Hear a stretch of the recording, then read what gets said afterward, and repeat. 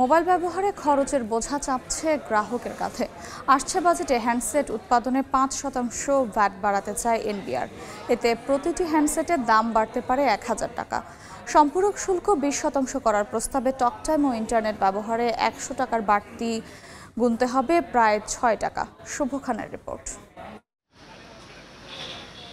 Facebook browsing থেকে পড়াশোনা, কেনাকাটা, দাপ্তরিক কাজকর্ম সব ক্ষেত্রে বেড়েছে ইন্টারনেটের ব্যবহার। বিটিআরসি বলছে ১৯ কোটি ২২ লাখ সিম কার্ডধারীর মধ্যে ইন্টারনেট ব্যবহার করেন ১২ কোটির বেশি গ্রাহক। বর্তমানে মোবাইলে কথা বলায় ১০০ টাকার রিচার্জে ৩৩ টাকার বেশি কর দেন গ্রাহকরা। একই পরিমাণ কর দিতে হয় ইন্টারনেটেও। এনবিআর সূত্রে জানা গেছে, আসছে বাজেটে উভয় ক্ষেত্রে সম্পূরক শুল্ক ৫% বাড়িয়ে ২০% করার প্রস্তাব দেওয়া হয়েছে। এতে অতিরিক্ত ৫ টাকা ৭৫ পয়সা কর বাড়বে। ফলে ১০০ টাকার মোবাইল সেবায় সর্বমোট কর দিতে হবে ৩৯ টাকা, যা হবে দক্ষিণ এশিয়ায় সর্বোচ্চ।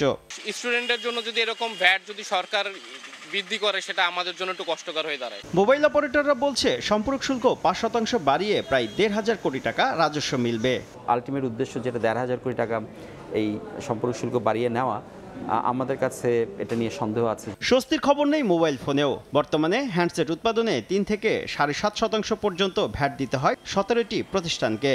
বিক্রয় পর্যায়ে রয়েছে ৫% ভ্যাট। আসছে বাজেটে এ খাতে ভ্যাট বাড়তে পারে আরও ৫%। এতে প্রায় ৫০০ কোটি টাকা রাজস্ব পাবে সরকার। আমরা আশা করতেছি এটা প্রায় ৫০০ টাকা থেকে ১,০০০ টাকা পর্যন্ত করে বেড়ে যাবে। যদিও টেলিযোগাযোগ প্রতিমন্ত্রী বলছেন, মোবাইল সেবায় এবং হ্যান্ডসেট সংযোজনে করভার কমাতে আনুষ্ঠানিক প্রস্তাব দিয়েছেন।